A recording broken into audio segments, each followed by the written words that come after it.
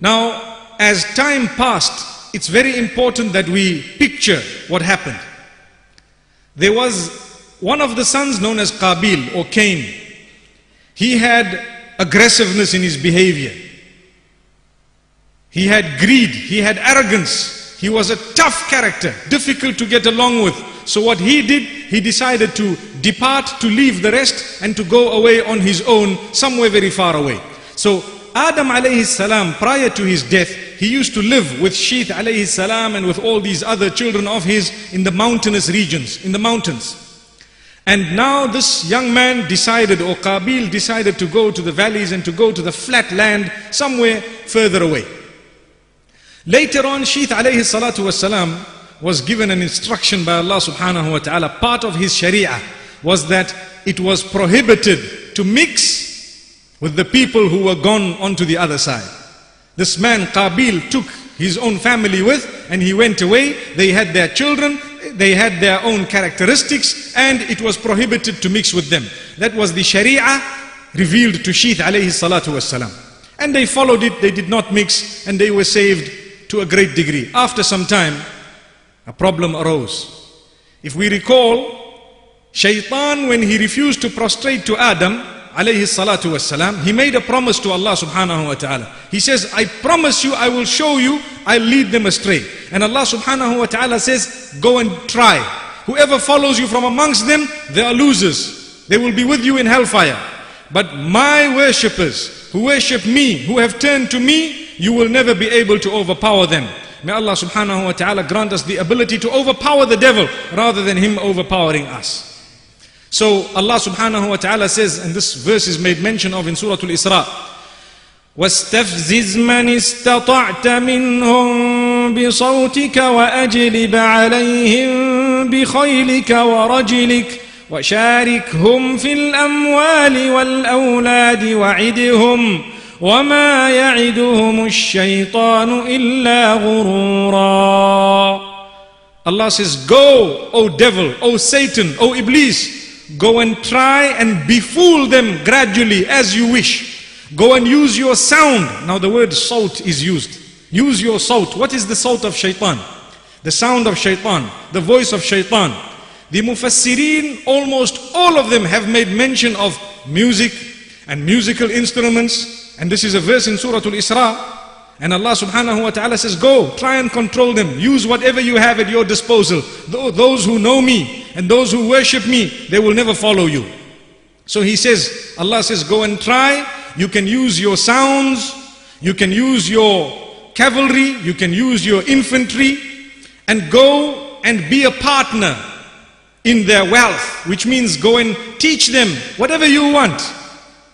What was that meant to be? Look at the books of tafsir. They all make mention of illegal income, illicit, prohibited relationships. The income, number one.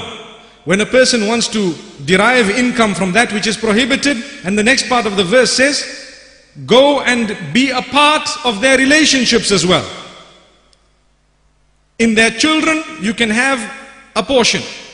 And what the Mufassirin say is this means go and encourage them to do what you want in terms of illicit sexual behavior. And let's see what happens.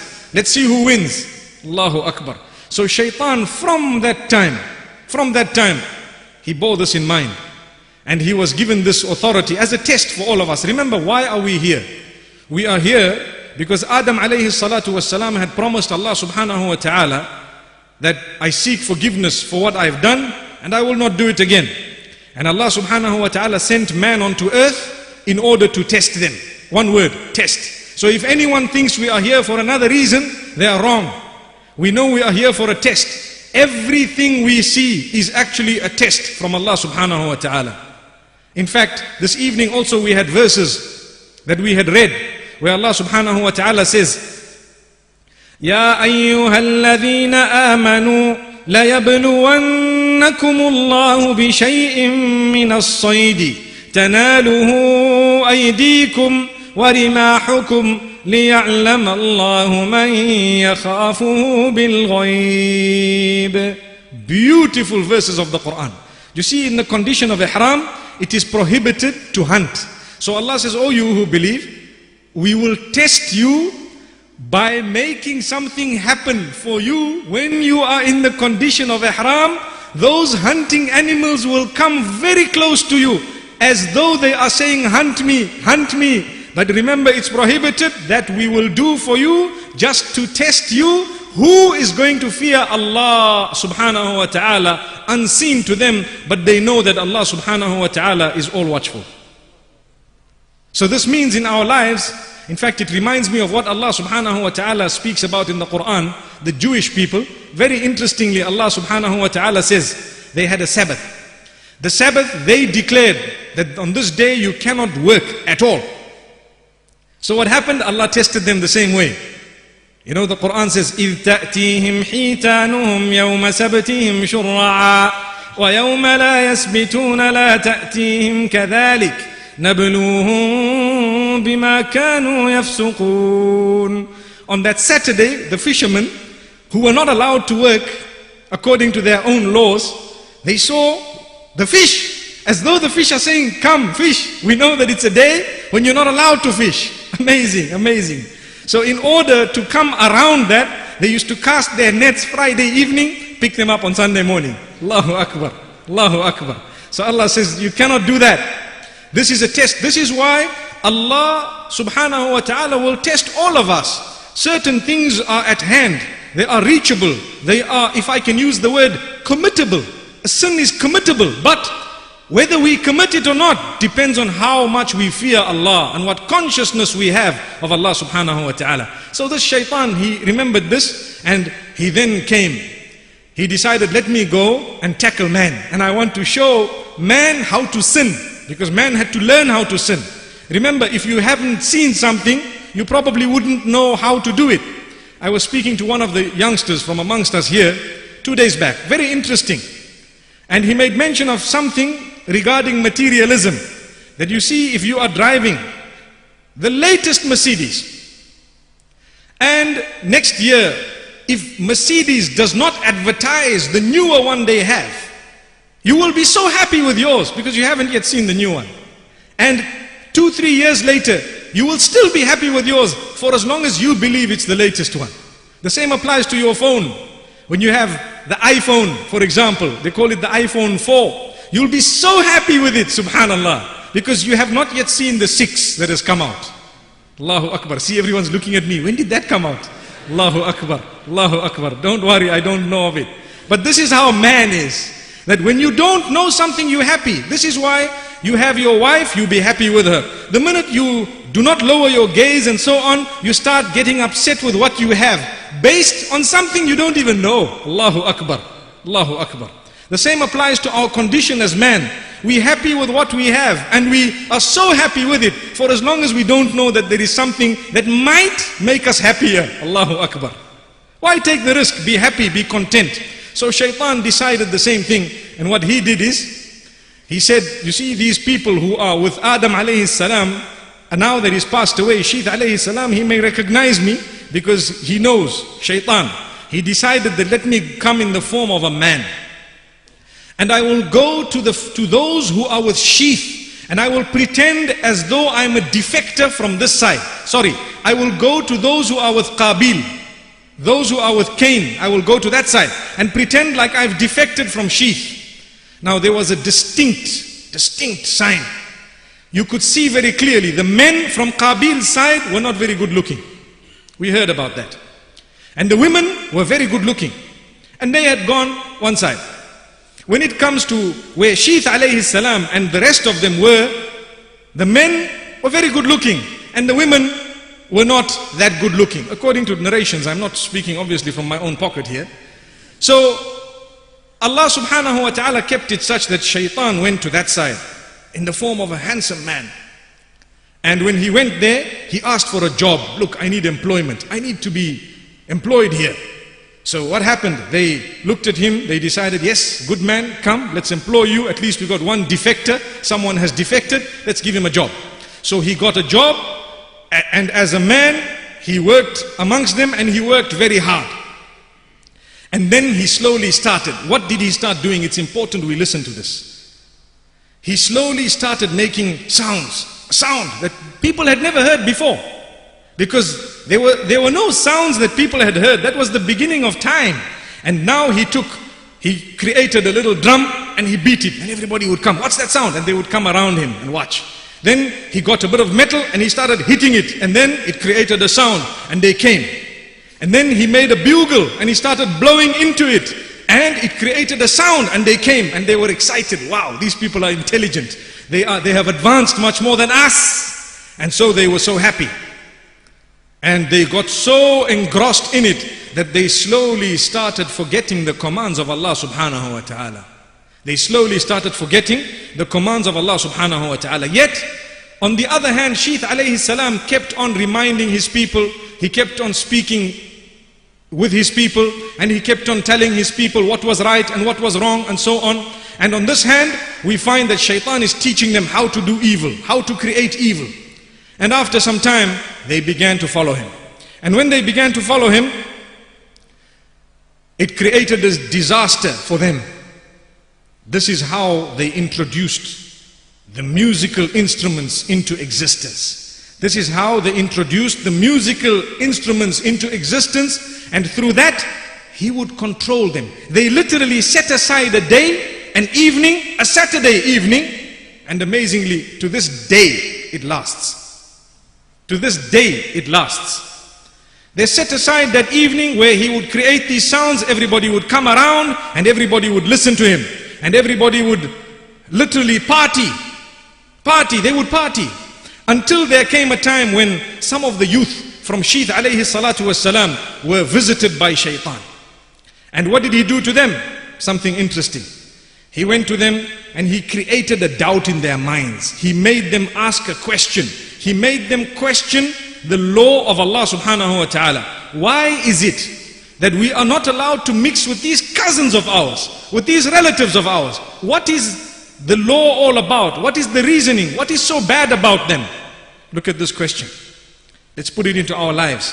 Sometimes when we are taught not to have certain company, not to have certain friends, not to move in a certain direction, what is it that is so bad about these people that we should not be mixing with them?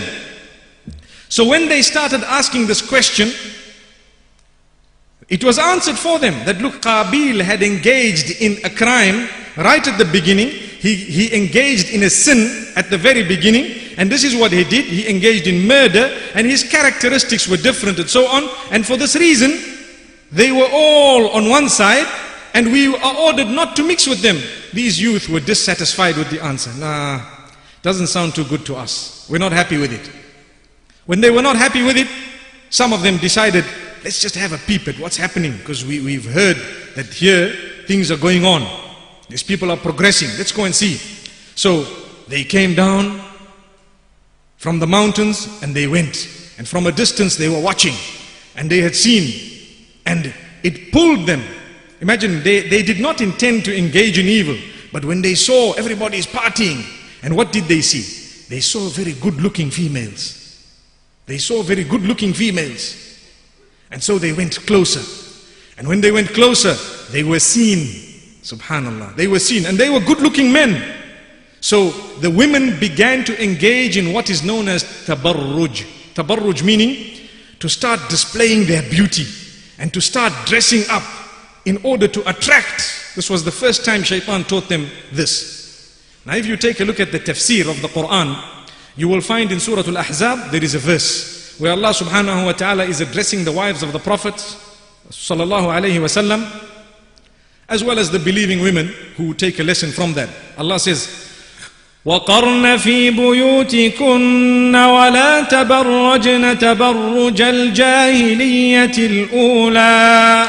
Remain indoors as far as possible, and do not adorn yourself in a wrong manner, meaning for those who are not meant to be seeing you, in the way that those of the first ignorance engaged in. So Abdullah ibn Abbas radiyallahu anhu, who is a great mufassir, he says this is referring to the women of Qabil's side who used to beautify themselves in order to be made attracted to these males. And this is where the story comes up. Al-Jahiliyatul Ula, mentioned in this tafsir, mentioned by Ibn Abbas radiallahu anhu, his view is that this is what it was. And we are just using that today in order to put forward what happened.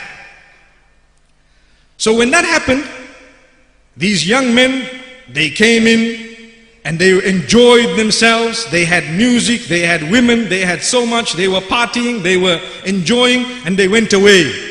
See, it's typical what happens nowadays. You have the weekend, people go, and after that they come back home at 3 in the morning. You know, we use the word babalas. I don't know what is used by the people here, which means they're half drunk, you know. They don't even know whether they are coming or going. Allahu Akbar. So as the men came back, they told the other youngsters, hey, you don't know what you're missing out on. You see there, they've got different sounds, and these sounds are amazing. Now look, Shaitan uses sound to control man. Wallahi, if you take a look at what a beat is. What is a beat? You start tapping your fingers. What happened? Who's controlling this finger of yours? Shaitan. What happens to your toe? It starts flicking. What happens to your head? It starts moving. What happens to your waist? It starts shaking. Allahu Akbar. Who's controlling it? Let's be honest. It started at that time. It started at that time. And it is controlled. The one who can make you tap your finger on your steering wheel can easily make you murder. The one who can make you tap your finger on a steering wheel can easily lead you to adultery. He will create it in your heart and beautify it. He can do one thing and you continue, he will do another. May Allah subhanahu wa ta'ala safeguard us. So thereafter, these people came back with a bigger group. And they came back with a larger group. And the group was growing. And every time that party happened, there were people from this side who used to quietly go to that side, and they used to engage in sin. The first sins, music was invented. And what else was invented? Created was adultery. May Allah subhanahu wa ta'ala safeguard us. This is the history of it, made mention by some of the historians, and it is very, very important, very, very interesting for us to note this, because Allah subhanahu wa ta'ala has also told us in the Qur'an about al-jahiliyatul ula. Although there are no details, the details we get from some of the mufassirin and some of the historians.